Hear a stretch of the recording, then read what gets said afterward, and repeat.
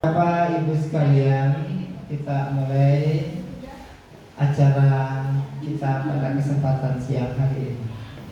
Bismillahirrahmanirrahim.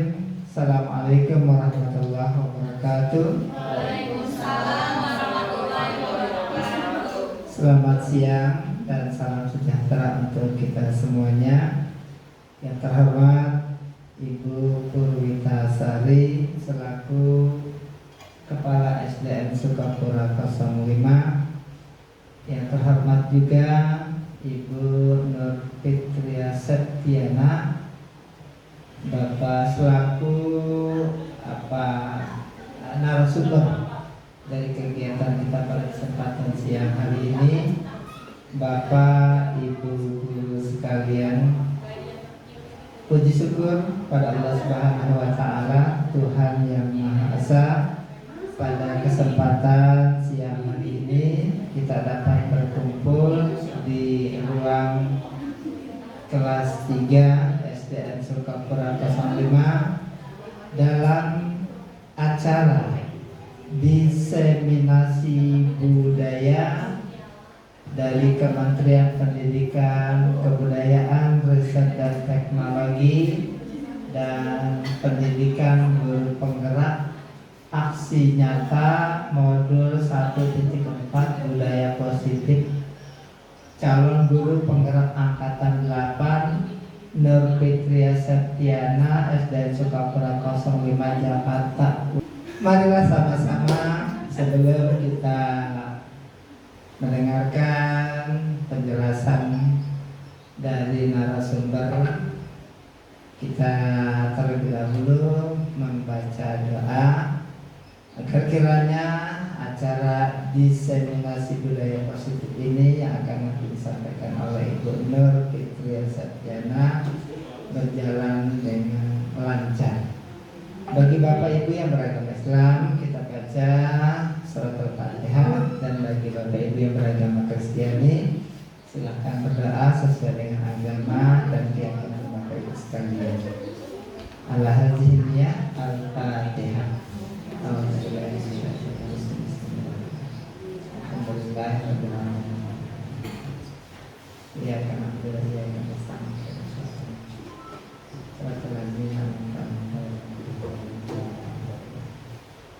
Baik Ibu Bapak sekalian, untuk mempersingkat waktu, mari kita dengarkan sambutan dari Ibu Kepala SDN Sukapura 05 kepada yang terhormat Ibu Purwita Sari. Waktu dan tempat kami persilakan.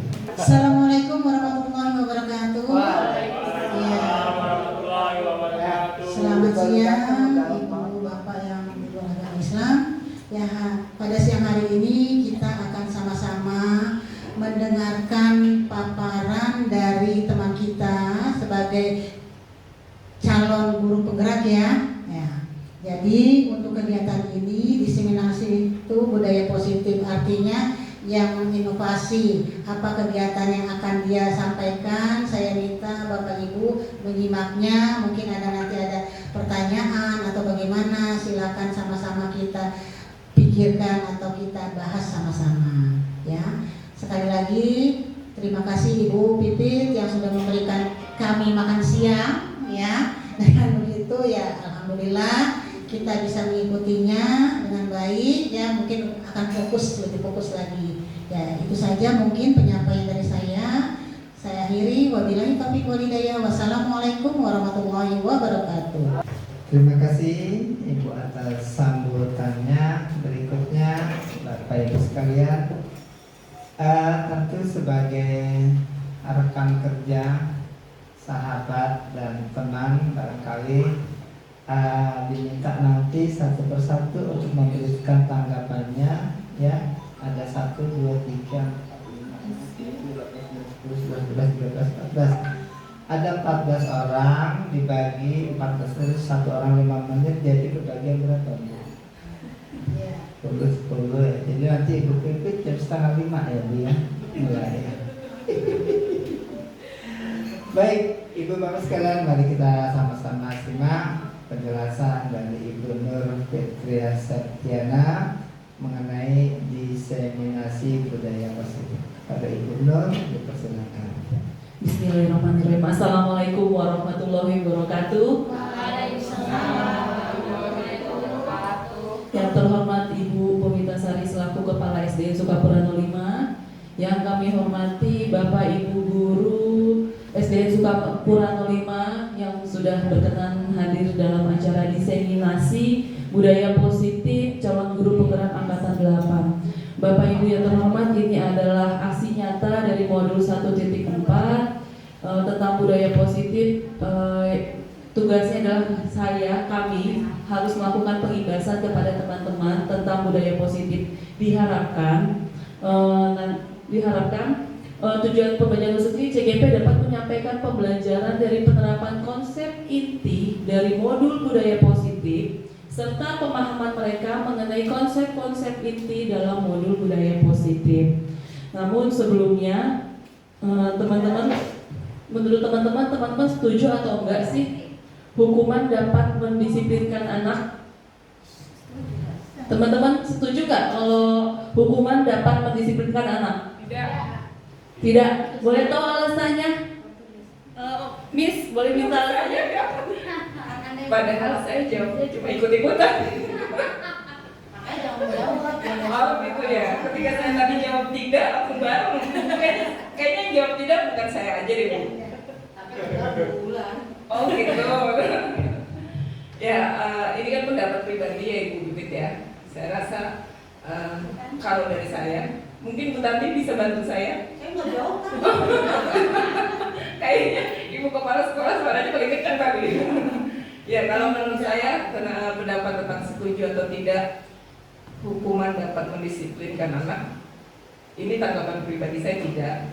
Karena buat saya hukuman itu lebih bersifat negatif. Dan biasanya hukuman itu bukan bisa mendisiplinkan, dia hanya berubah karena rasa takut, tapi bukan karena kesadaran. Itu saja. Terima kasih. Terima kasih Miss Wulan. Oke, pertanyaan yang kedua teman-teman. Hukuman positif seperti membaca atau membersihkan halaman dapat meningkatkan disiplin anak. Kayung. Mungkin namanya diganti. Oke, itu apa tuh? Hukuman, sanksi. Oke, sanksi. Akan berbeda ketika namanya hukuman dengan sanksi gitu. Kalau sanksi kan lebih enteng lah. Kalau hukuman kayaknya itu lebih mengarah ke hukum positif, maksudnya hukum perdata gitu ya. Jadi kepada sanksi saja menurut saya, dan sanksi itu kalau menurut saya berguna gitu. Ada benernya, karena harus ada sesuatu yang membatasi dia.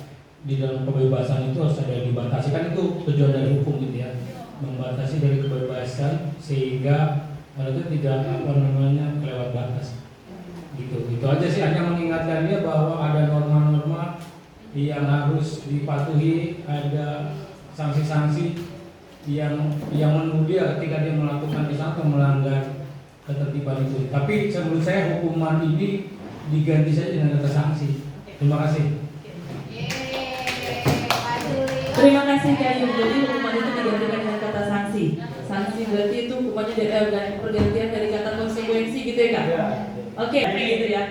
Yang ketiga, memberi penghargaan dapat memotivasi belajar anak. Menurut teman-teman bagaimana? Apakah Bapak Ibu setuju? Ketika kita memberikan penghargaan, kita memberikan reward kepada anak, maka dapat meningkatkan motivasi belajar anak. Ibu, setuju Bu? Boleh tahu Bu sarannya? Ya, sangat setuju. Ya, dengan memberikan motivasi sebagai penghargaan, kita mungkin akan memperhatikan anak. Oh iya ya, saya diperhatikan guru saya. Mungkin teman-teman yang lain belum ada perkembangannya akan lebih meningkat. Jadi memotivasi teman-teman yang lain dengan bukti reward apapun bentuknya. Seperti itu. Terima kasih Bu. Jadi penghargaan menurut Ibu dapat meningkatkan motivasi dan memancing anak-anak yang lain ya Bu untuk berprestasi. Jangan masa sekolah. Oke, teman-teman lanjut ya. Budaya positif yang akan kita bahas hari ini yaitu tentang disiplin positif dan nilai-nilai kebajikan universal. Yang kedua, teori motivasi, hukuman dan penghargaan serta restitusi. Yang ketiga, tentang keyakinan kelas. Yang keempat, kebutuhan dasar manusia dan dunia berkualitas. Yang kelima, tentang restitusi atau 5 posisi kontrol guru. Yang keenam, segitiga restitusi. Yang ketujuh adalah hubungan filosofi KHD dan budaya positif. Nah teman-teman, tadi seperti Pak Kayung sempat bilang tentang hukuman dan hubungannya dengan anak ini memancing tingkat disiplinnya. Nah, disiplin positif itu dalam budaya kita, makna kata disiplin dimaknai menjadi sesuatu yang dilakukan seseorang pada orang lain untuk mendapatkan kepatuhan. Kita cenderung menghubungkan kata disiplin dengan ketidaknyamanan. Bahkan kata anak-anak peraturan itu dibuat untuk dilanggar gitu ya. Nah, ini menurut Bapak Pendidikan Ki Hajar Dewantara menyatakan bahwa di mana ada kemerdekaan, disitulah harus ada disiplin yang kuat. Sungguh pun disiplin itu bersifat self disiplin, yaitu kita sendiri yang mewajibkan kita dengan sekeras-kerasnya, tetapi itu sama saja. Sebab jika kita tidak cakap melakukan self disiplin, wajiblah penguasa lain mendisiplinkan diri kita. Dan peraturan demikian itulah harus ada di dalam suasana yang merdeka. Nah, dengan kata lain begini teman-teman, seseorang yang memiliki disiplin diri itu berarti mereka bisa bertanggung jawab terhadap apa yang dilakukannya, karena mereka mendasarkan tindakan mereka pada nilai-nilai kebajikan universal. Nah, disiplin positif menurut William Glasser itu hubungannya dengan teori kontrol. Anda tidak bisa mengontrol orang lain, hanya Anda yang bisa mengontrol diri Anda. Nah, ibaratnya gini teman-teman, ketika di genggaman tangan teman-teman itu ada sesuatu yang berharga, teman-teman genggam. Ketika orang lain meminta teman-teman untuk membuka genggamannya, teman-teman akan buka nggak? Akan buka nggak? Itu yang di genggaman teman-teman itu sesuatu yang berharga. Teman-teman akan buka nggak itu? Akan buka nggak? Enggak. Kenapa nggak dibuka? Enggak, sangat berharga soalnya. Karena berharga gitu. Walaupun ada intimidasi, ada kekerasan di dalamnya, apakah teman-teman akan membuka? Tidak. Akan membuka genggaman? Kenapa Bu Dini nggak membuka genggaman Bu Dini? Padahal kan itu emang nggak kepengen berbagi gitu sama teman-temannya. Itu kamu apa nih? Ya karena saya cenderung orangnya cenderung pelit, jadi saya nggak bakal berbagi. Nah, sebetulnya bukan itu alasannya. Jadi pada prinsipnya kalau seseorang sudah melabeli sesuatu itu sesuatu yang berharga, sampai kapanpun pasti akan tetap dipertahankan bahwa itu berharga untuk saya dan tidak boleh diambil oleh siapapun. Gitu. Kecuali ada gantinya. Oke, terima kasih Bu Dini. Nah, berarti yang punya posisi kontrol dalam genggaman tangan kita itu siapa? Orang lain. Kita sendiri kan? Berarti walaupun orang lain memaksa kita untuk membuka, nggak akan bisa membuka kan? Nah, sama halnya dengan disiplin Bapak Ibu. Ketika kita memaksa anak untuk disiplin, anak itu kalau bukan dari dirinya sendiri untuk menyadarkan dia untuk disiplin, maka akan sulit. Walaupun Bapak Ibu tadi berikan hukuman-hukuman seperti apapun, kalau memang disiplinnya belum ada dalam dirinya, maka anak itu belum tentu akan bisa disiplin. Nah, teman-teman, nilai-nilai kebajikan universal adalah sifat-sifat positif manusia yang merupakan tujuan mulia yang ingin dicapai setiap individu. Nilai-nilai tersebut bersifat universal dan lintas bahasa, suku bangsa, agama maupun latar belakang. Setiap perilaku atau perbuatan memiliki suatu tujuan, itu pasti ya.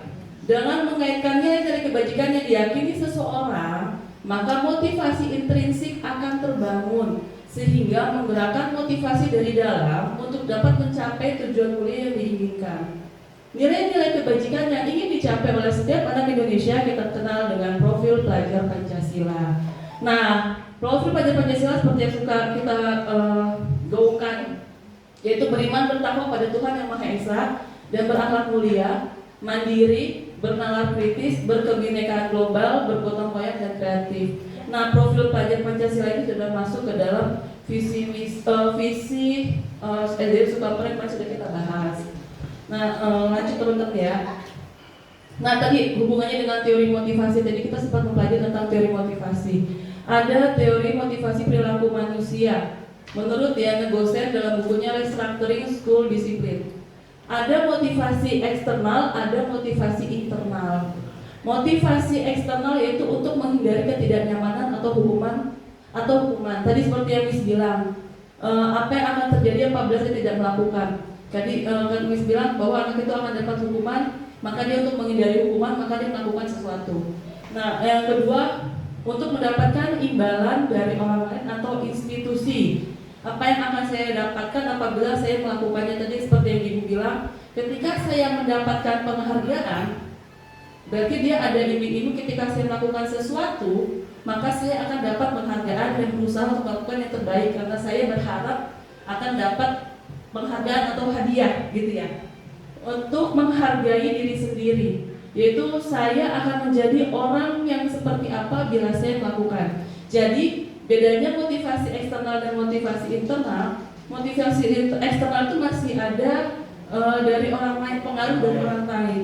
Tapi internal itu dari dalam diri sendiri bahwa ketika saya melakukan sesuatu itu untuk saya, bukan untuk orang lain. Jadi saya melakukan yang terbaik untuk saya, gitu teman-teman. Nah sekarang hukuman, konsekuensi dan restitusi. Apa sih perbedaan antara hukuman dan konsekuensi? Kalau tadi Kak minta jangan pakai hukuman sih, kasih sanksi aja gitu. Sama sih. Sebenarnya sama, cuman kita di modul kita belajar tentang hukuman dan konsekuensi.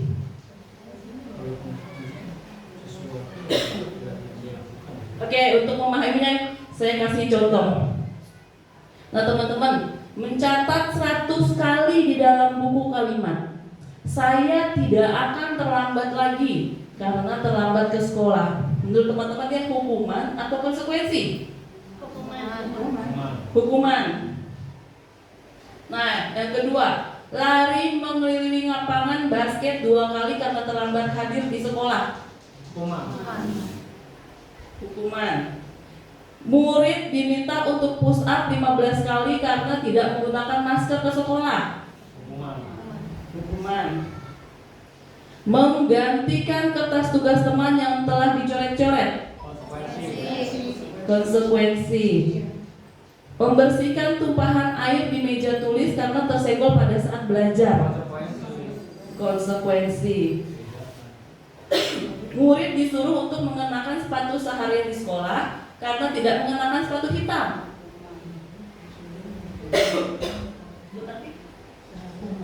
Hukuman. Alasannya? Kenapa Bu Tati tadi bilang hukuman? Karena mungkin itu karena peraturan ya, menggunakan sepatu hitam kalau menurut saya sebuah peraturan. Oke, karena sebuah peraturan dia tidak mengenakan sepatu hitam maka dia disuruh lepas sepatu gitu ya. Lari mengelilingi lapangan basket 2 kali karena terlambat 10 menit untuk pelajaran PJOK. Hukuman atau konsekuensi? Hukuman boleh. Lari mengelilingi lapangan basket 2 kali karena terlambat 10 menit untuk untuk pelajaran PJOK. Ya, ada konsekuensi, ada hukuman nih. Miss, kenapa konsekuensi, Miss? Sebelum saya jawab ya, sekali lagi ini adalah pendapat pribadi. Kenapa pernyataan lari mengelilingi lapangan basket 2 kali karena terlambat 10 menit untuk pelajaran PJOK?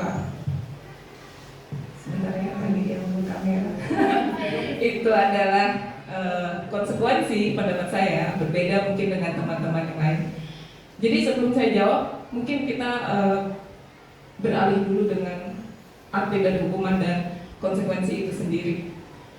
Sebenarnya kalau dibilang sama-sama, tetapi kan balik lagi, yang satu itu arahnya lebih positif dan yang satu lagi arahnya lebih negatif.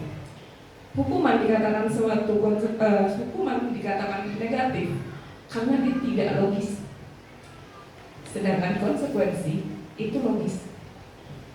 Itulah sebabnya saya pilih lari mengelilingi lapangan basket 2 kali karena terlambat 10 menit untuk pelajaran PJOK.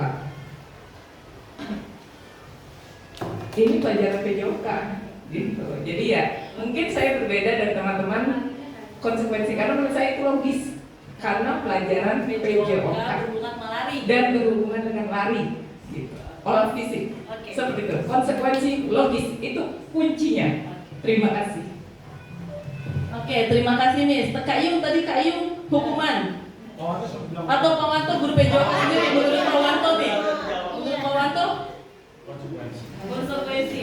Kak Yung tadi yang berbeda pendapat hukuman karena tergantung materinya apa. Materinya dia mengenai bisa ada bola basket atau apa gitu kan. Kalau menurut saya itu hukuman karena tergantung dari materinya dia begitu. Kalau saat itu mungkin materinya berbeda, hari itu senam maksudnya disuruh lari dan begitu. Itu aja sih, tergantung materinya apa. Terima kasih. Oke, terima kasih Kak Yung. Lari mengelilingi lapangan basket 2 kali karena terlambat 10 menit untuk pelajaran PJOK. Ini adalah termasuk adalah konsekuensi. Oh, Pak Bayu mau menyampaikan Iya, kalau menurut saya ini bukan konsekuensi dan bukan hukuman, ini diskriminasi ini. Karena yang diambil PJOK, ya kan? Nah, yang kita udah tahu nih kalau PJOK melakukan hal seperti ini, berarti besok-besok jangan lagi Bu dilakukan seperti ini PJOK. Ini salah Bu kepala sekolah. Ganti gurunya. Oke teman-teman, untuk memantapkan lagi apa perbedaan konsekuensi dan hukuman. Hukuman itu sesuatu yang menyakitkan dan harus terjadi. Sedangkan konsekuensi itu sesuatu harus terjadi tanpa harus menyakitkan, tanpa harus menyakiti. Hukuman yaitu membuat anak sakit baik fisik maupun hati untuk jangka waktu yang lama. Sedangkan konsekuensi itu membuat anak merasa tidak nyaman dalam jangka waktu pendek. Hukuman yaitu anak membenci kedisiplinan dan konsekuensi dapat menunggu anak menghargai disiplin. Dengan hukuman itu dengan paksaan, tapi konsekuensi itu dengan stimulus dan tanggapan. Hukuman itu dengan konsep diri yang buruk, konsekuensi dengan konsep diri yang baik. Nanti hubungannya dengan identitas gagal dan identitas berhasil. Anak belajar untuk menyembunyikan kesalahan itu dari hukuman. Kalau konsekuensi anak belajar untuk mematuhi peraturan. Ketika terjadi hukuman maka anak merasa marah, ada rasa bersalah, ada merasa dipermalukan, ada merasa tak dihargai. Tapi kalau konsekuensi itu kehilangan hak, dibuat tidak nyaman, diasingkan untuk sementara waktu aja. Jadi hukuman itu sifatnya dalam teman-teman. Dalam bahkan itu bahkan pasti teman-teman pernah ngerasain deh ketika waktu sekolah ada momen-momen di saat momen-momen itu yang sampai berbekas sampai saat ini. Ketika berhadapan dengan guru-guru yang memberikan hukuman kepada teman-teman, pasti saat itu selalu teringat karena hukuman itu sifatnya jangka panjang. Nah, berbeda lagi dengan apa itu restitusi. Restitusi adalah proses menciptakan kondisi bagi murid untuk memperbaiki kesalahan mereka, sehingga mereka bisa kembali pada kelompok mereka dengan karakter yang lebih kuat. Restitusi juga merupakan proses kolaboratif yang mengajarkan murid untuk mencari solusi untuk masalah mereka dan membantu murid berpikir tentang orang seperti apa yang mereka ingin menjadi atau tujuan mereka, atau tujuan mulia anak-anak, dan bagaimana mereka harus memperlakukan orang lain. Jadi dalam restitusi ini teman-teman, ketika terjadi suatu masalah, anak-anak itu bisa mencari solusinya sendiri, dari permasalahannya, tanpa harus kita tentukan anak harus apa. Nah, untuk lebih memahaminya begini, ketika tadi saya bilang ada identitas gagal dan ada identitas sukses. Tadi menurut Miss Bulat sudah sedikit dibahas, ada positif dan negatif. Identitas gagal itu adalah hukuman, karena tadi peraturannya adalah kamu harus gitu. Ada sebuah kita harus anak itu harus menjadi kamu tuh harus. Padahal kita ini sebagai guru hanya bersifat sebagai menuntun anak. Dan di disiplin apa peraturannya? Mampukah kamu melakukannya? Terima kasih, itu bagian dari konsekuensi. Tapi kalau di restitusi berbeda dari sini. apa yang kamu yakini dan apa yang bisa kamu lakukan untuk memperbaiki masalah ini. Di sini bedanya teman-teman. Ini ketika terjadi hukuman, maka kamu ini yang harus kamu lakukan, itu adalah hukuman. Tapi ketika konsekuensi, kamu ingat peraturannya apa? Gitu. Kalau mampu nggak kamu ngelakuinnya, kalau nggak ya udah terima kasih gitu. Kalau restitusi, kamu tahu yang kamu yakini, apakah sebuah kebenaran? Menurut kamu, apa yang bisa kamu lakukan untuk memperbaiki masalah ini?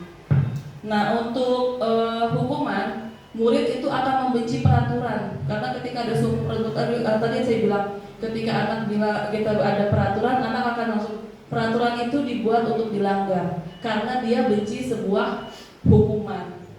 Dan konsekuensi itu murid akan menghormati peraturan, maka secara langsung murid itu akan mematuhi walaupun belum bersifat dari dalam diri.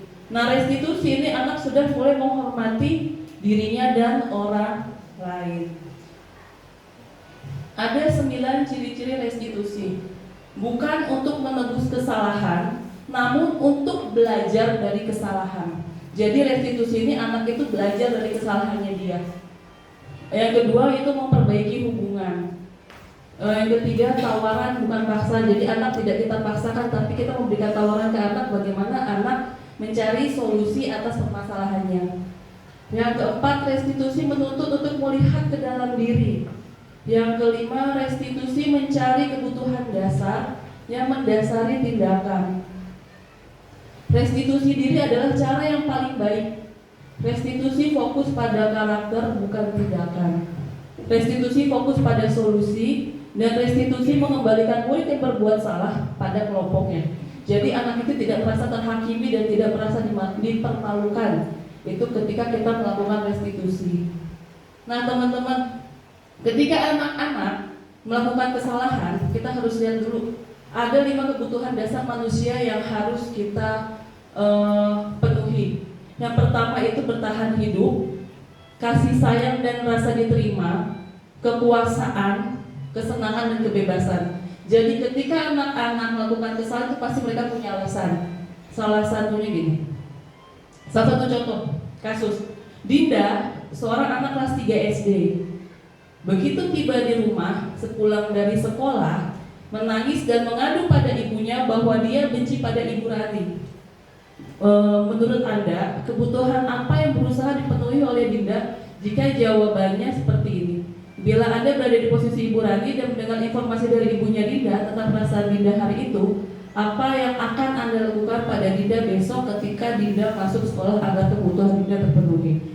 Jadi Dinda ini anak kelas 3 pulang ke rumah tiba-tiba nangis dan ngadu kepada ibunya bahwa dia benci pada Ibu Rani. Nah sekarang, nah ini teman-teman, kalau Dinda bilang alasannya dia menangis karena ibu guru bilang aku tidak boleh bersenandung sewaktu mengerjakan tugas. Katanya kelas harus tenang, tidak ada suara. Kan gak seru jadinya. Nah berarti kebutuhan Dinda yaitu mencari kesenangan, dia lagi senang. Makanya dia melakukan sebuah kesalahan. Ibu guru tidak menyapaku hari ini padahal aku pakai jepit rambut baru. Berarti kebutuhan yang tidak dia terpenuhi adalah kasih sayang dan rasa diterima. Aku bosan, masa belajarnya cuma gitu-gitu aja, dengar ibu guru aja. Berarti dia lagi butuh kebebasan. Aku sebel gambarku tidak rapi, malah ibu guru nunjukin ke teman-temanku di depan kelas. Itu adalah bagian dari kebutuhan dari penguasaan atau kekuasaan. Gitu teman-teman. Jadi ketika anak melakukan kesalahan, mereka punya alasan, ada kebutuhan yang tidak mereka terpenuhi. Salah satunya ini. Jadi ya. Tapi masalah restitusi ya, itu ideal bagus ya, cuma apakah ini saya selalu, apakah di umur mereka yang SD ini, apakah bisa dikatakan mereka mengerti akan seperti itu restitusi? Bisa tidak gitu ya? Mereka mengerti, apalagi kelas 1, kelas 2. Bagaimana solusinya begini? Gitu ya.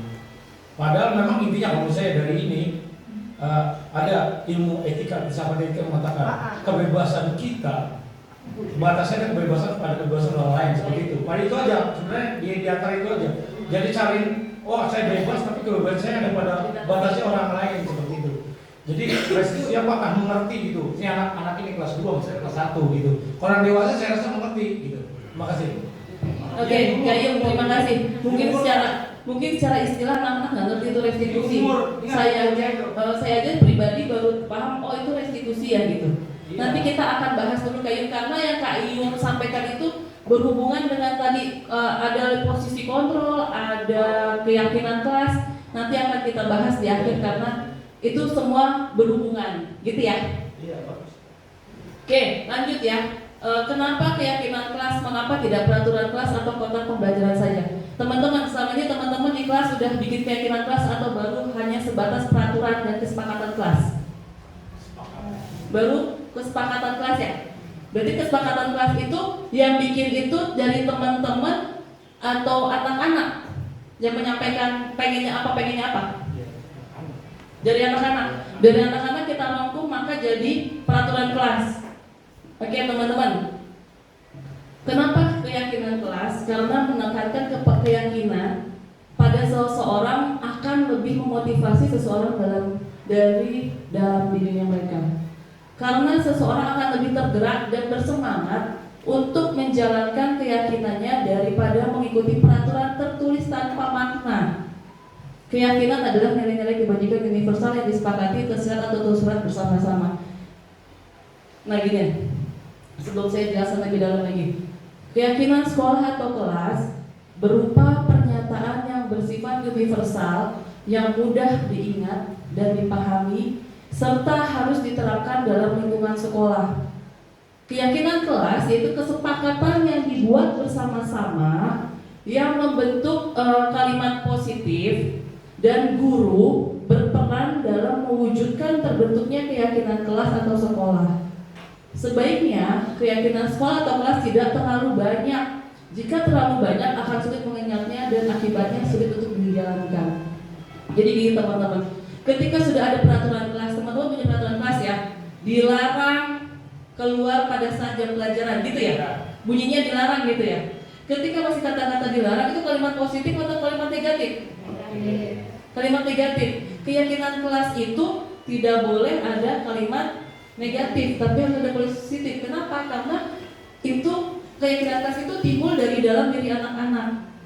Jadi misalnya gini, kalau ketika anak keluar kelas, anak tidak mengerjakan tugas, anak dilarang tidak boleh tidak meninggalkan tugas dan mengerjakan tugas gitu ya. Nah hubungannya apa sih? Nilai apa yang mau ditimbulkan dari ketika anak itu tidak boleh keluar kelas? Nilai apa yang ditimbulkan?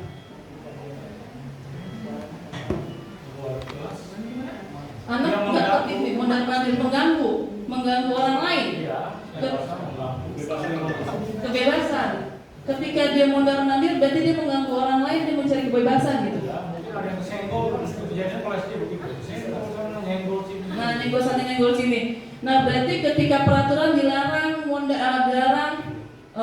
dilarang keluar masuk kelas atau dilarang mengganggu teman-temannya, berarti ada nilai di situ. Nilai apa yang pengen kita tampilkan? Ketika kita mengganggu teman, berarti kita menghormati teman nggak? Iya, menghormati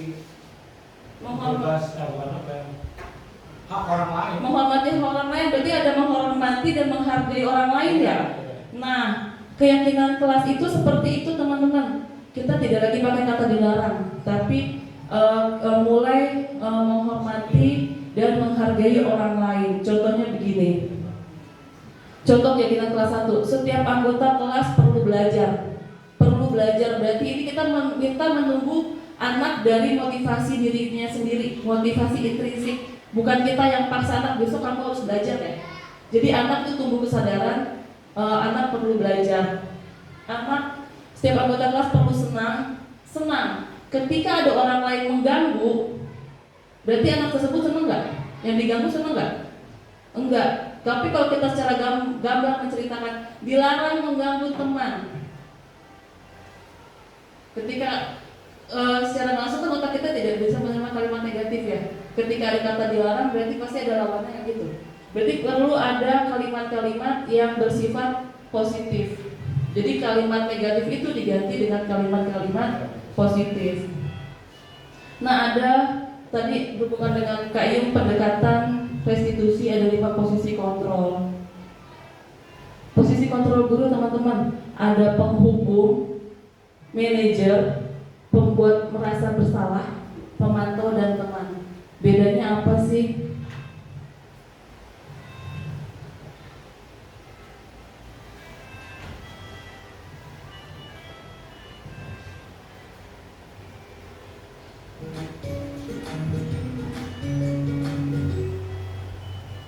Salam bahagia Ibu dan Bapak guru hebat. Dalam penerapan disiplin positif restitusi, salah satu program yang dikembangkan adalah 5 posisi kontrol.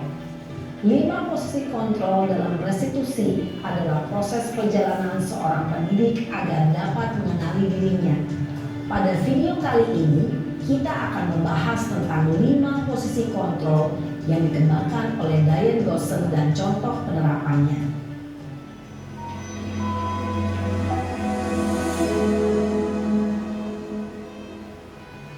5 posisi kontrol itu adalah 1. Posisi penghukum, 2. Posisi pembuat merasa bersalah, 3. Posisi teman, 4. Posisi pemantau atau monitor, dan 5. Posisi manajer. Untuk lebih memahami kelima posisi tersebut, mari kita saksikan kasus Naren yang terlambat hadir 20 menit di sekolah dan melihat bagaimana kelima posisi kontrol dalam menghadapi masalah tersebut.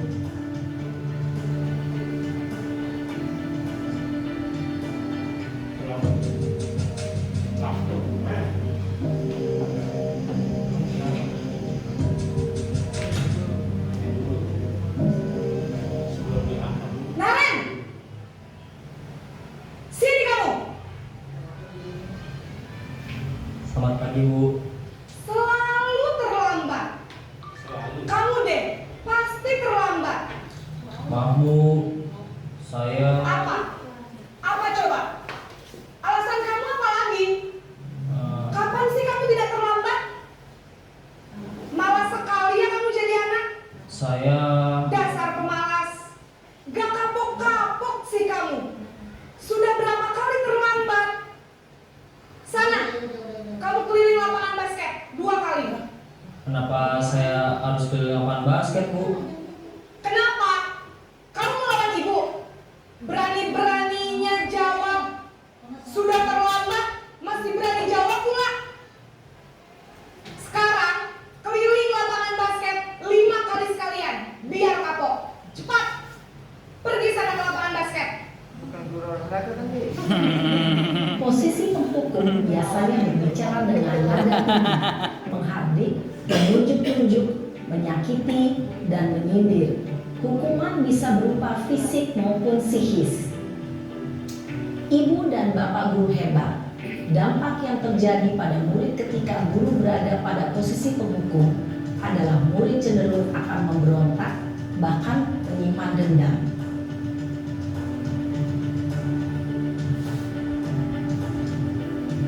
Tapi kita nggak terima guru yang tadi ya. Iya. Salah. Nolak ya? Galak. Di sini ada nggak? Hah? Di sini ada? Ada nggak? Ada nggak? Iya nih. Naren!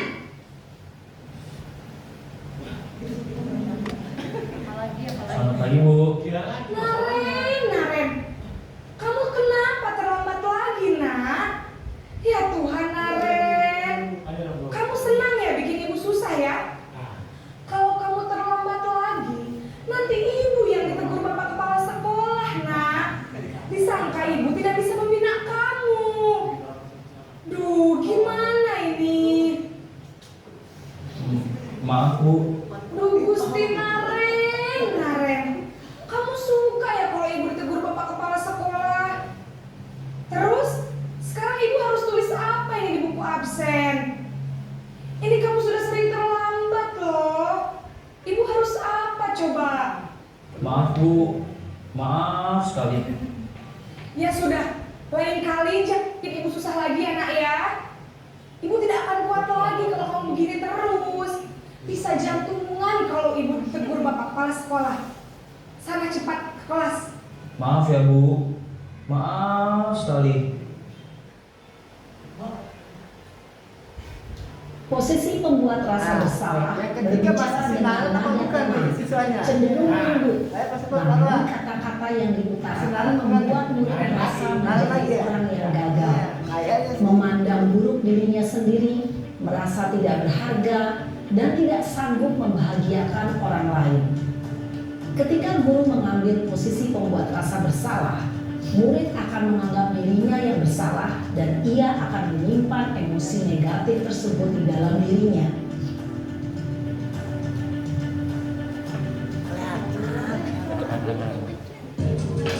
Naran lagi.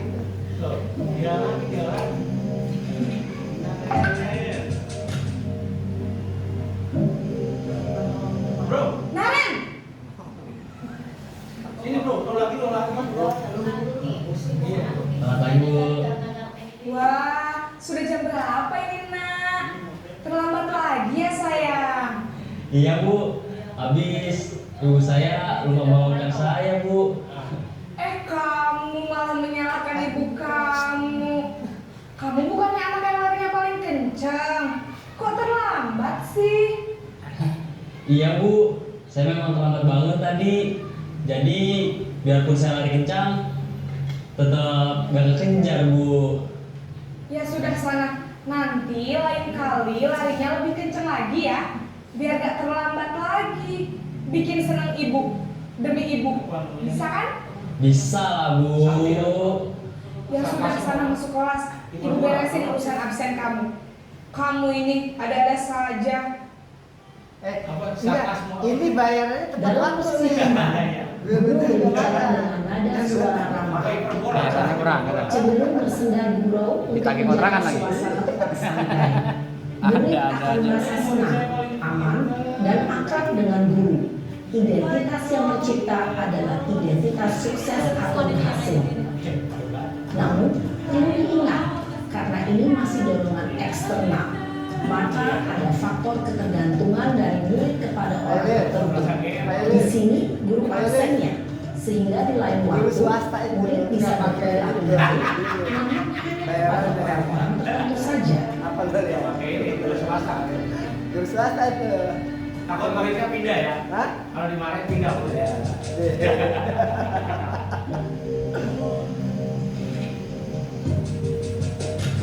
Oh benar Pak. Swasta. Naren!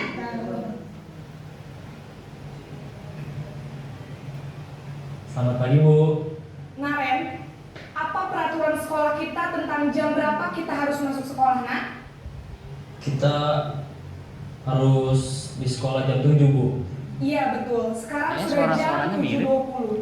Suara-suaranya mirip ya, mirip sama suara kemarin. Ayo. Paham Bu? Ini Saya harus tinggal kelas pas jam istirahat selama 20 menit. Iya benar, konsekuensinya Suara demikian. Indonesia Maju. Jadi nanti jam 9.30 kamu harus meninggalkan kelas, kerjakan tugas tambahan untuk Lakinya suara Bimo ya. Baik Bu. Suara Bimo ini yang pakai.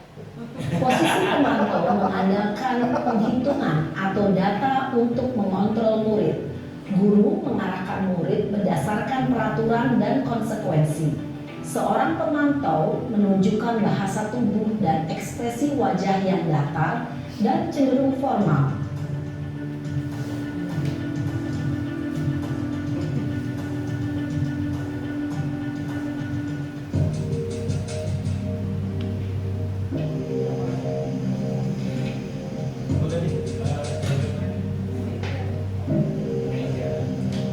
Naren!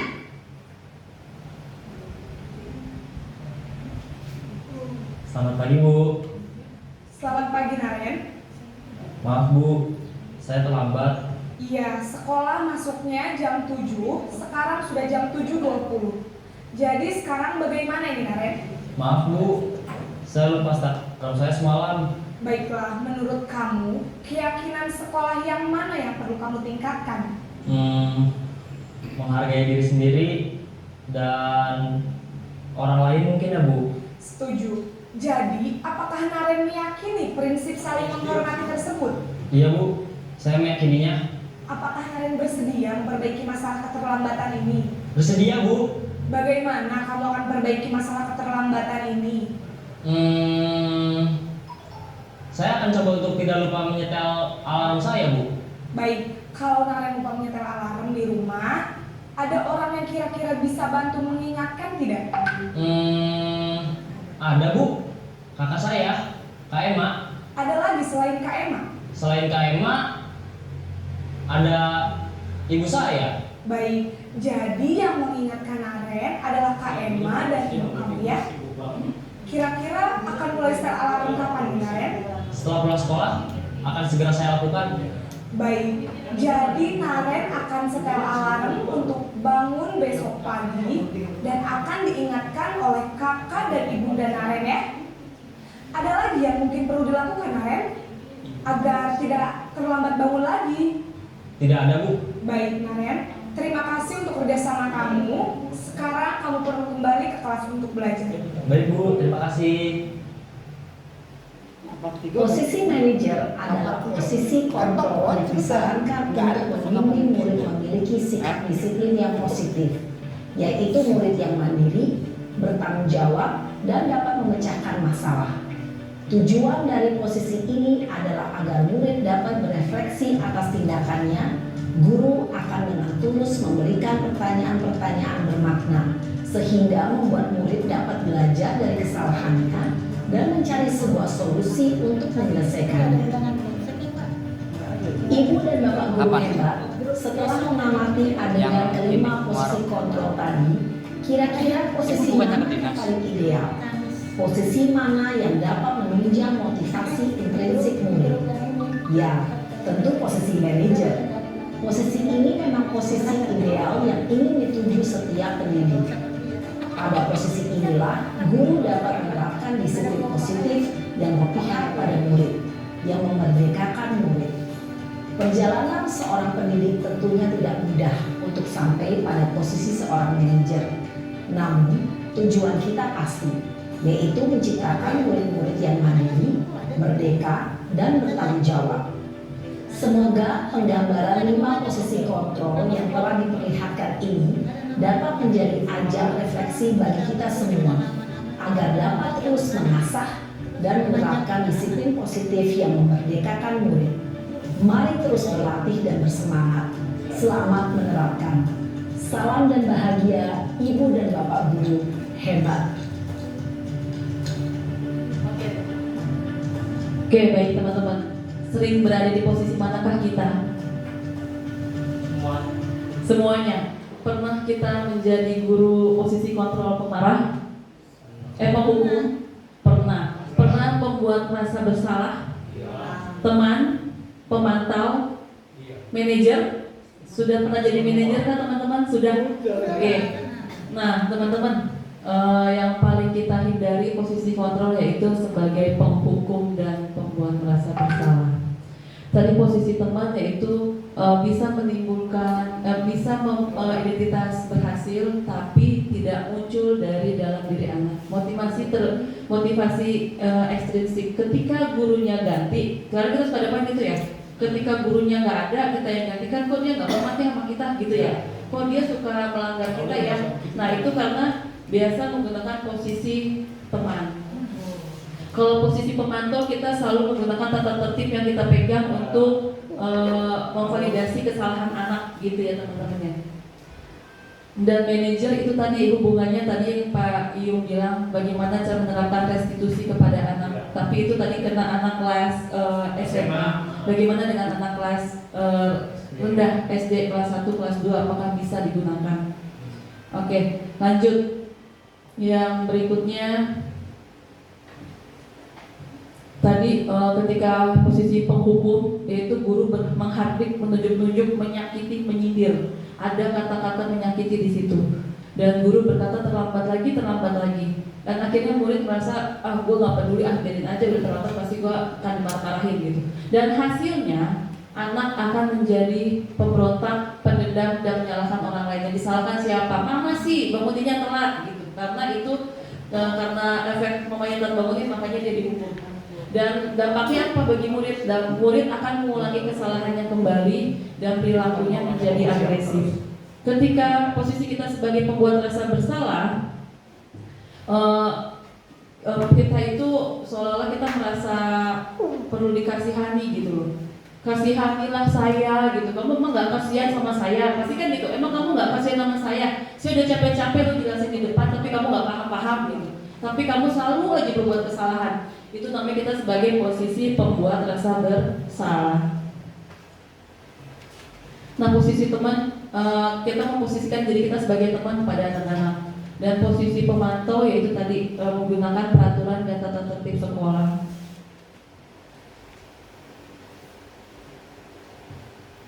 Nah, ini posisi manajer yang tadi tujuannya adalah kita harus menjadi bisa menempatkan diri kita sebagai manajer di dalam kelas. Nah, segitiga restitusi kita mulai dari lagi. Ada 3 tahapan dari segitiga restitusi yang perlu dilewati, yaitu menstabilkan identitas, validasi tindakan yang salah, dan menanyakan keyakinan. Tadi sempat melihat video Naren yang posisi kontrol manajer. Nah, itu sudah melakukan segitiga restitusi. Kenapa? Ketika si Naren datang terlambat, ada menstabilkan identitas. Semua orang pasti pernah melakukan kesalahan. Pasti kita juga ketika datang terlambat gak apa-apa, itu juga pernah melakukan kesalahan gitu kan. Kita membangun anak untuk lebih menguatkan hati anak dulu gitu. Baru nanti ada validasi tindakan yang salah. Pasti kamu punya alasan kenapa kamu melakukan kesalahan gitu kan. Kenapa kamu terlambat gitu kan. Itu adalah salah satu bagian dari validasi tindakan yang salah. Nah, terus ada menanyakan keyakinan. Kamu tahu keyakinan apa yang kamu tidak patuhi?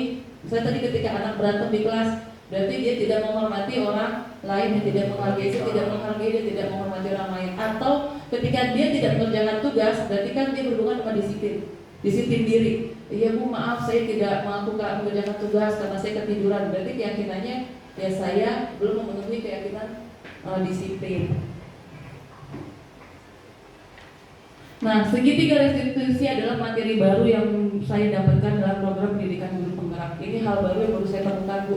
Mungkin selama ini kita sudah terbiasa melakukan itu, tapi kita tidak tahu istilahnya itu restitusi. Ya benar ya teman-teman ya. Kita udah biasa melakukan, tapi namanya apa kita tidak paham. Tapi segitiga restitusi itu tadi ada tahapannya. Tahapan ini tidak harus selalu berurut teman-teman. Tidak harus selalu berurut. Mana yang mau teman-teman lakukan duluan itu nanti tergantung masalah yang Bapak Ibu temui di lapangan. Apakah ketiga-tiganya harus terpenuhi? Tidak. Tergantung kedalaman masalahnya. Tapi intinya gini, ketika teman-teman sudah menanyakan apa solusi dari masalah ke anak, apa yang bisa kamu lakukan untuk memperbaiki kesalahan, itu adalah bagian dari restitusi. Berarti teman-teman sudah menjalankan segitiga restitusi. Nah, restitusi dilakukan sebagai upaya membantu siswa memperbaiki diri agar dapat kembali ke kelompoknya dengan karakter yang lebih baik dan kuat. Dengan karakter yang lebih baik dan kuat karena itu ada motivasi intrinsik dari dalam diri untuk memperbaiki dirinya sendiri. Nah, tadi langkah-langkahnya ini menstabilkan identitas, validasi tindakan yang salah, dan menanyakan keyakinan. Nah, tadi seperti Kayung bilang, bisa nggak kita terapin di kelas 1? Kayung. Ini sudah saya terapkan di kelas.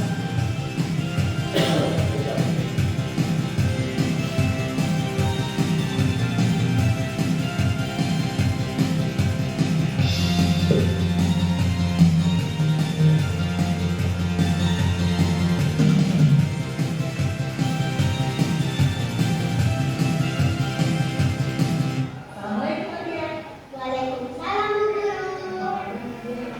Baik.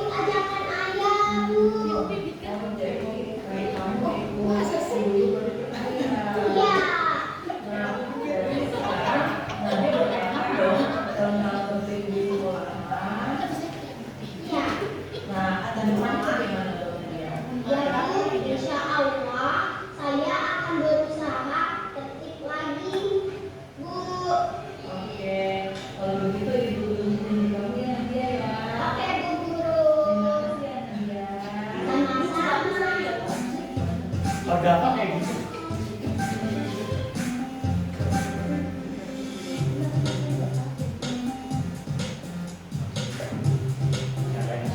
Cuma tinggal ganti N sama F itu. Naren, Valen. Waalaikumsalam Valen. Ayo silahkan duduk Valen. Valen tahu kenapa ibu panggil ke sini? Iya. Pasti berapa sama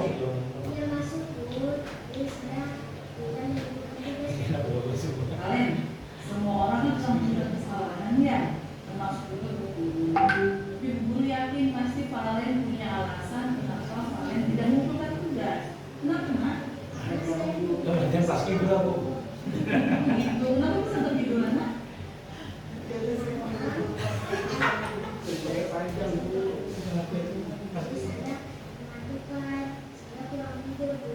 Oh, jadi kamu nanti soalnya selalu main handphone. Valen, kamu ingat ya dengan kelas kita? Nah, kalau kamu masih ingat ya dengan kelas apa sih yang belum kamu ketahui? Jawab. Sekarang menurut Valen bagaimana cara mengatasi masalah Valen yang paling nggak mengumpulkan tugas?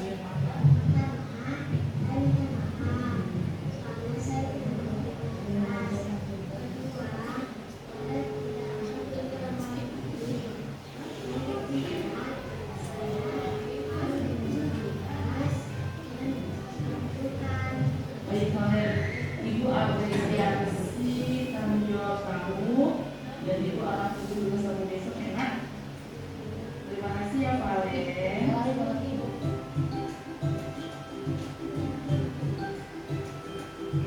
Nama saya Nadia Putri, kelas 1A. Saya dipanggil Bu Bibit karena tidak mengikuti eskul pramuka. Tetapi Bu Bibit tidak memarahi saya. Kami mencari solusi untuk mengatasi kesalahan saya. Terima kasih Bu Bibit. Nama saya Valen. Saya dipanggil Bu Bibit karena saya tidak mengerjakan tugas. Bibit tidak memarahi saya, tapi menanyakan solusi atas kesalahan saya. Terima kasih Bu. Kopi bubuk.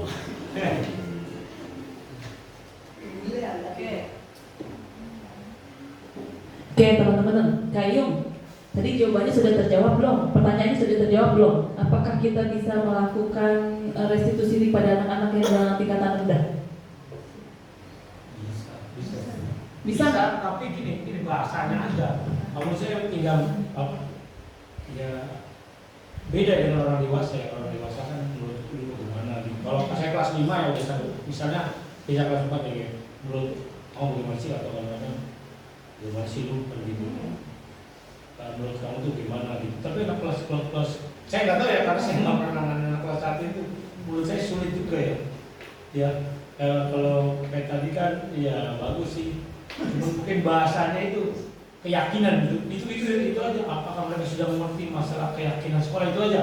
Apakah buku sudah menanamkan keyakinan sekolah itu gini-gini? Kalau kita kan kalau saya bahasanya kamu tahu nggak peraturan sekolah sih? Tertib, itu ya belajar dan tertib seperti itu. Bukan bahasanya keyakin. Kalau keyakin jadi aneh juga. Itu aja sih bahasa dong bahasa. Oke, terima kasih Kak Yung. Berarti bahasa, kalau tadi Kak Yung bilang, berarti kita harus menyesuaikan bahasa kita dengan anak-anak dulu, gitu kan ya? Berarti bahasa anak kelas 5 kelas 6 pasti berbeda dengan bahasa kelas 2, gitu kan? Penggunaan bahasanya beda, karena anak kelas 1 pasti kosakatanya belum begitu banyak.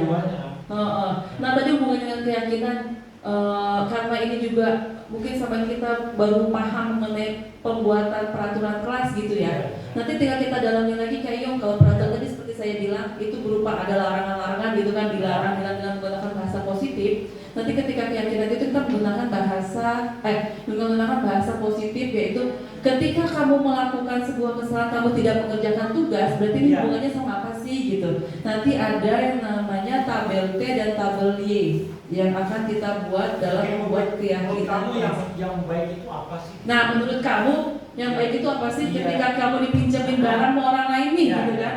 Pinjam barang orang lain, boleh nggak kamu merusak gitu? Boleh nggak dirusak? nggak boleh gitu kan. Nah berarti kalau nggak boleh merusak, berarti kamu punya keyakinan apa tuh? Harus menjaga Bu, menjaga barang orang lain. Nah berarti itu sudah keyakinan, gitu ya. Nah, menstabilkan identitas yaitu membuat anak merasa gagal karena berbuat salah menjadi positif terhadap dirinya.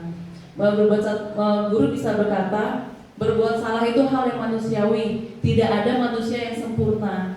Bapak Ibu juga pernah membuat salah. Kita pasti bisa menyelesaikan permasalahan ini. Bapak Ibu tidak tertarik untuk mencari tahu siapa yang benar, siapa yang salah. Nah, kata-kata ini bisa kita sesuaikan dengan kondisi anak-anak, dengan tingkatan pendidikan anak-anak gitu ya. Sama halnya dengan validasi kesalahan. Kamu bisa saja melakukan hal yang lebih buruk, tapi kamu tidak melakukannya kan? Nah, itu namanya validasi. Anak itu sadar bahwa anak itu melakukan sebuah kesalahan. Itu adalah validasi kesalahan. Menanyakan keyakinan tadi. Kamu tahu nggak sih peraturan sekolah gitu kan? Kamu tahu nggak keyakinan apa yang belum kamu laksanakan? Itu namanya menanyakan keyakinan. Oke, teman-teman, ini pasti kenal dong Bapak kita, Bapak Ki Hajar Dewantara, Bapak pakar pendidikan yang menginginkan budaya positif yang diterapkan di sekolah. Tadi kita sudah belajar tentang budaya positif dari awal sampai akhir, sampai kegiatan restitusi. Nah, untuk apa? Untuk terwujudnya profil pelajar Pancasila, yaitu beriman, bertakwa pada Tuhan Yang Maha Esa, berkebinekaan global, bergotong royong, kreatif, dan bernalar kritis, dan mandiri. Nah, itu teman-teman tujuan dari Bapak Ki Hajar Dewantara. Pengen kita itu memiliki profil pelajar Pancasila. Nah, filosofi pemikiran KHD, yaitu guru itu ibarat petani. Kita itu ibarat petani, teman-teman. Kita nggak bisa memaksakan anak untuk menjadi apa yang seperti kita mau. Ibaratnya anak itu di sini itu seperti itu, kita hanya bisa menuntun. Kita nggak bisa menjadikan anak. Kita nanam beras, nanam padi. Bisa nggak kita berharap dia jadi jagung? Bisa nggak teman-teman? Kita nanam beras nih. Kita berharap dari beras yang sudah kita cangkul, kita rawat itu jadi jagung. Kalau nanam padi, kita berharap jadi pohon mangga, mungkin atau jagung nggak bisa. Tapi kalau nanam padi jadi ilalang atau rumput mungkin. Bisa, karena itu ada pengaruhnya gitu. Tapi kalau kita berharap dari padi jadi jagung nggak mungkin kan? Nah, padahal kita sudah merawatnya, kita sudah merawat itu padi. Kita udah nyiramin, kita udah mupukin, tapi nggak akan bisa menjadi jagung, tetap akan menjadi padi. Nah, kita diberi sebagai benih, dan sekolah seperti lahan petani hanya bisa menuntun dan merawat tumbuh kembali. Kita hanya bisa mengarahkan murid-murid kita. Kita hanya bisa mengarahkan anak-anak, tanpa kita bisa paksakan anak itu harus menjadi seperti apa yang kita mau. Guru menghamba pada murid. Kita menghamba, misalnya kita benar-benar menghamba pada anak gitu ya. Udah, pendidikan harus berpihak pada murid dengan memperhatikan minat bakatnya. Jadi kita itu harus berpihak pada murid. Kita tidak bisa memaksakan anak untuk suka sesuatu yang kita suka, dan kita tidak bisa memaksa anak untuk melakukan sesuatu yang tidak dia sukai. Jadi dia melakukan apa yang dia sukai sesuai dengan bakat minatnya. Pendidikan adalah menuntun segala kekuatan pada anak dengan memperhatikan kodrat alam dan kodrat zaman agar selamat dan bahagia. Kodrat alam dan kodrat zaman, teman-teman. Ada yang tahu kodrat alam dan kodrat zaman? Anak kita pasti beda dengan zamannya kita dulu ya. Dulu belum ada gadget, kita masih bisa main deprak, masih bisa main gundu. Sekarang mereka mainnya gadget. Berarti kita kalau mengajar menyesuaikan dengan zamannya anak-anak. Kodrat alamnya, dia ada di lingkungan mana? Lingkungan pesisir. Kita harus menyesuaikan dengan anak-anak, kita mengajar sesuai dengan lingkungan pesisir. Gak bisa kita paksakan anak dengan lingkungan pegunungan, gitu ya. Nah, budi pekerti juga dapat diartikan sebagai perpaduan antara cipta, karsa, sehingga menciptakan karya. Yaitu pendidikan adalah tempat persemaian. Jadi pendidikan itu juga menumbuhkan budi pekerti, tempat menumbuhkan budi pekerti di dalam sekolah. Nah, budaya positif itu akan menumbuhkan motivasi intrinsik, yaitu interdisipliner yang tidak terulang, sekolah yang nyaman dan pembelajaran yang menyenangkan. Jadi kita tidak menghukum anak, jadi anak kapok untuk ke sekolah. Oke, guru bergerak, Indonesia maju. Terima kasih teman-teman. Mudah-mudahan bisa menimbulkan budaya positif buat teman-teman di dalam kelas ataupun tingkatan lebih besar itu di dalam sekolah. Barangkali gitu teman-teman, langsung ada yang mau ditanyakan? Oke Miss, silahkan.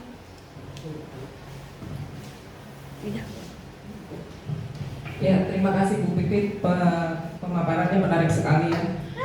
Jadi sedikit dari informasi tadi yang baru kami dapat itu adalah kata-kata restitusi. Pertama kali saya mendengar kata restitusi, itu saya teringat ketika di rumah sakit, kalau pasien itu masuk ruang UGD, ya masuk ruang UGD itu ada ini ngomongin UGD, mau dengerin ya? Jadi kata diksi restitusi itu saya pernah dengar dan bahkan sangat familiar sekali di saya. Karena alhamdulillah saya punya pengalaman berbulan-bulan, bahkan mungkin harus bertahun-tahun ya. Ruang restitusi itu di ruang UGD. Dan di saat orang yang sudah masuk di situ, itu ada ruang khusus letaknya biasanya di pojok. Itu biasanya innalillahi gitu. Dan konsep dari segi kesehatan saat itu, ini sedikit sebelum saya ke arahnya ya Bu ya, itu adalah seperti apa ya, kayak dampak yang sangat mengerikan gitu, dampak yang sangat mengerikan. Kemudian ketika saya masuk di informasi Bu Pipit tadi, itu restitusi dalam segi bahasa pendidikan, saya mendapatkan itu sebagai memperbaiki kesalahan untuk kembali ke karakter anak itu untuk diterima di kelompoknya gitu. Jadi ada sedikit perbedaan konsep kata, itu satu pertama. Kemudian yang saya tanyakan, restitusi itu ada hubungannya nggak Bu dengan kata-kata punishment and punish and reward gitu? Karena dulu saya mengenal istilah punish and reward gitu. Jadi apakah itu ada hubungannya konsep itu dengan yang informasi sekarang atau memang itu bagian yang terpisahkan? Itu saja. Terima kasih sebelumnya Bu Pipit. Silakan. Terima kasih Miss. Teman-teman barangkali ada yang mau sedikit memberikan tanggapan? Oke. Tadi Miss bilang restitusi di rumah sakit ya Miss ya. Orang yang sakit masuk ke ruang restitusi. Rata-rata ini innalillahi begitu. Nah, restitusi di dunia pendidikan itu orang yang bermasalah, diberikan penyembuhan, diberikan treatment, tapi jangan sampai dia innalillahi Miss. Innalillahi itu ada dampak, tapi bagaimana banyak kan Miss orang yang ada juga kan orang yang masuk ruang restitusi itu selamat gitu kan. Nah, itulah harapannya ketika anak bermasalah.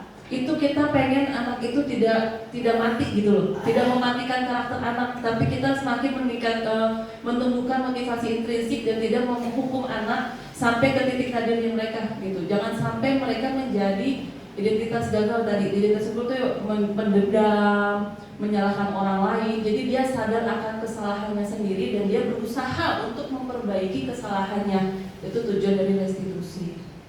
Tadi yang kedua, restitusi ada nggak sih hubungannya sama reward and punishment? Tadi balik lagi Miss. Ketika kita mengasih reward dan punishment, ketika kita mengasih hadiah ke anak-anak itu istilahnya apa nantinya? Ketika melakukan sesuatu, mengerjakan sesuatu, imbalan, hadiah. Berarti ada motivasi intrinsik nggak dalam dirinya mereka? Ada motivasi intrinsik nggak? Jadi nanti ketika nggak ada reward, anak itu bakal ngerjain nggak? Tidak ada kesadaran diri kan? Tidak ada kesadaran diri kan, tidak ada motivasi intrinsik. Jadi ketika kita memberikan hadiah, ternyata saya baru berpikir biasanya saya ngasih hadiah untuk meningkatkan motivasi. Ternyata saya salah ya. Ketika saya ngasih hadiah, ternyata malah anak itu mengharapkan imbalan yang akhirnya mereka tidak sadar bahwa mereka itu ketika mereka mengerjakan sesuatu mereka butuh imbalan untuk mengerjakan. Ketika tidak ada imbalan, bukan tidak mungkin mereka tidak akan mengerjakan imbalan atau bahkan nagih. Mau hadiahnya apa? Gitu kan? Nah itulah sisi lain dari reward. Nah kalau punishment itu bentuknya seperti hukuman, anak bisa kapok untuk melakukan sesuatu gitu. Kapok tapi tidak dalam dirinya sendiri, tidak muncul dari dalam, tidak mengakui kesalahannya dia. Apa yang harus saya lakukan untuk memperbaiki diri, akan terulang kembali kesalahan yang sama. Jadi teman-teman, kita hindari yuk reward and punishment sebisa mungkin. Kalau kita mau ngasih reward ke anak, jangan berupa barang, jangan berupa benda, tapi berupa apresiasi lah, dengan kata-kata kamu hebat ya nak, kamu bisa gitu. Jangan, jadi itu hal yang saya akui, saya baru nemuin, oh ternyata saya salah ya. Kadang saya pernah lama waktu, kalau SMP mungkin nggak seperti SD ya. Ketika saya kemarin baru ajar kelas 1, emang saya nyiapin satu kotak pensil, itu isi pensil karakter, itu emang saya bagi anak-anak, kalau anak-anak bisa berhasil menjawab gitu kan. Oh ternyata saya salah ya gitu. Oh jadi gitu. Jadi setelah saya mau belajar di CGP ini baru saya berpikir, oh ternyata yang saya lakukan itu salah. Berarti apresiasi ke anak itu cukup dengan membuat kata-kata motivasi. Iya Bu, saya salah. Kenapa tuh Pak? Tadi Ibu udah masih ribut ketika nasi pagi. Itu bukan reward, tersebut GR banget. Itu bukan reward, repot. Enggak, itu memang keinginan saya aja. Iya. Ayo. Saya ingat kalau dulu waktu kuliah tuh psikologi dasar. Jadi ya waktu dulu waktu di filsafat ya, di psikologi itu saya ingat ada kata gradasi dan sublimasi gitu ya. Artinya begini, itu murid dulu ya, maksudnya dulu kayaknya sering terjadi general cerita temennya ya. Gini, tadi dia tukang berantem sekolah, bukan gitu ya. Pokoknya dia berantem, gede jadi TNI. Nah itu namanya kalau menurut saya sublimasi gitu. Itu jadi dia berubah. Tadinya tukang berantem gitu ya. Ini bahasanya tinggi tapi ternyata gitu doang gitu ya. Dia tukang berantem dulu. Latihan karate tujuannya bukan untuk ini misalnya. Dia tuh karena dia dulu sering dikurutin ya, gue latihan gitu ya. Latihan, akhirnya nanti gedenya dia jadi apa? Bukan jadi preman tapi dia jadi TNI gitu ya, jadi satpam. Nah itu seperti itu ya, kita harapkan murid-murid seperti itu, dan banyak teman-teman saya juga seperti itu saya alami ya. Tadinya dia gitu berantem ya, di STM dulu gitu, dia gedenya ya di TNI banyak begitu. Jadinya ya saya harapkan siswa-siswa kita seperti itu, artinya disadarkan gitu dari kesalahan-kesalahan, kan tujuannya kan ke situ ya, mau namanya reward apa ya, tapi kesannya ke situ. Jadi menurut kita, oh gua salah ya, oh gua nggak aturan, hanya pokoknya menurut saya tujuannya menyadarkan aja dia kok salah. Seperti itu, walaupun namanya restitusi apapun ya. Yang penting dia sadar gitu, saya salah, oh saya mencoba ini, ya udah. Dan ternyata memang pas setiap hari kan kita jadi 5 tokoh itu tadi, gitu tiap hari. Bagaimana sih lu? Pertama belajar dulu, udahnya baru kita nasihatin gitu. Ada kalau ada dulu dikatakan kita jitak lu, kita gambar, kita peluk gitu. Kalau istilah orang tua zaman dulu, guru zaman dulu. Terima kasih, itu aja sih. Oke, terima kasih Kayu buat penguatannya. Berarti dari tadi tukang berantem jadi TNI, berarti ada prosesnya Kayu ya, proses dari sebuah kesalahan ya. Oke, teman-teman barangkali ada yang lain? Berarti itu dari proses hukuman Bu. Dari proses hukuman? Iya, mungkin di hukum itu nggak boleh dilepaskan Bu. Ini saya nggak boleh. Ini menarik. Masuk jadi guru kan seperti itu. Oh gitu. Oke, teman-teman barangkali ada yang mau ditambahkan? Sini Bu, sedikit. Oke. Ya, mohon izin ya Ibu Pipit. Untuk Bapak Ibu, mungkin ini masih menjadi polemik. Istilah parenting itu sebenarnya berkaitan erat juga dengan cara kita mengajar. Itu tidak bisa dipisahkan, karena sama-sama orang tua yang mendidik. Bedanya orang tua di sekolah dan orang tua di rumah. Kemudian kembali lagi bagian segi parenting itu hukuman boleh atau tidaknya. Sekali lagi saya yakin bahwa orang-orang di atas sana juga, orang yang lebih paham, lebih pakar itu juga masih terjadi perdebatan. Tetapi buat saya, mungkin ada sedikit perubahan kata ya. Gentle parenting is for gentle kids. Gitu. Jadi parenting is not for all kids. Jadi istilahnya parenting itu tidak ada yang paling benar. Jadi konsep atau metode parenting tidak ada yang paling benar menurut saya. Lalu apa dong parenting itu? Menurut saya parenting itu hanya ada konsep yang paling cocok tergantung dari karakter anak gitu. Jadi kalau kita bilang pakem parenting harus begini, ya mohon maaf, saya sendiri termasuk orang yang belum 100% menyetujui metode-metode dalam parenting itu sendiri. Yang baik-baik saya ambil karena sekali lagi karakter anak, latar belakang, dan juga tuntutan mereka di masa depan itu berbeda. Itu aja teman-teman dari saya. Mungkin ada perbedaan dengan Bapak Ibu sekalian, mohon maaf. Terima kasih. Terima kasih Miss. Oke teman-teman, terima kasih banyak atas segala masukannya. Terima kasih untuk pencerahan-pencerahannya yang sudah kita berbagi pada sore hari ini. Mudah-mudahan membawa manfaat buat kita semua. Kita dapat menerapkan budaya positif di sekolah sehingga terwujudnya profil pelajar Pancasila. Oke, terima kasih. Saya kembalikan lagi kepada MC. Baik, terima kasih Ibu-Bapak sekalian. Hari ini kita sudah dapat pelajaran dari Ibu Pipit. Ya, 3 hal itu sudah kita dapat: hukuman, konsekuensi, dan restitusi. Bukan prostitusi. Oke, melek semuanya. Terima kasih Bapak Ibu sekalian atas kehadirannya. Terima kasih Bapak Ibu atas penjelasannya. Mari sama-sama kita akhiri dengan Alhamdulillah. Assalamualaikum warahmatullahi wabarakatuh. Waalaikumsalam warahmatullahi wabarakatuh. Terima kasih Bapak Ibu. Mohon maaf kalau mengganggu waktunya.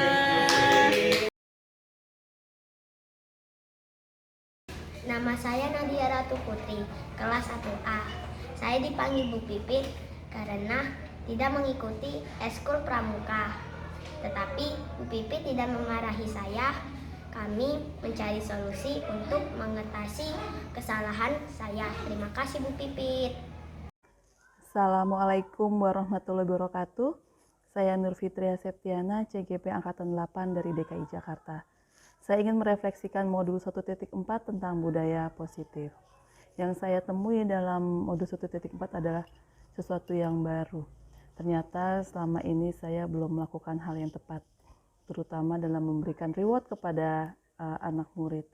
Selama ini saya memberikan reward kepada anak murid, terutama ketika mereka telah berhasil mengerjakan dengan nilai-nilai yang maksimal. Ternyata hal ini tidak dianjurkan dalam budaya positif karena tidak memunculkan motivasi internal dalam diri anak. Jadi mereka melakukan sebuah pekerjaan hanya menginginkan sebuah imbalan, bukan untuk menghargai dirinya sendiri. Hal lain yang saya temukan dalam modul 1.4 yaitu tentang segitiga restitusi. Mungkin kita sudah terbiasa melakukan hal itu, tapi baru kali ini mengenal istilah segitiga restitusi. Sama halnya dengan posisi kontrol guru. Mungkin selama ini kita terbiasa dengan posisi kontrol sebagai pemarah, teman, dan penghukum, teman, dan pemantau. Ada hal baru yang saya temui yaitu posisi kita sebagai manajer. Di sini adalah kita menuntun anak agar anak menemukan sendiri solusi dari sebuah kesalahannya. Hal yang ingin saya perbaiki ke depannya yaitu saya tetap konsisten melakukan segitiga restitusi ketika terjadi masalah di dalam kelas, dan saya tetap komitmen untuk menempatkan posisi saya sebagai manajer di dalam kelas. Satu hal lagi, saya tetap eksis dan konsisten dalam menerapkan keyakinan di dalam kelas.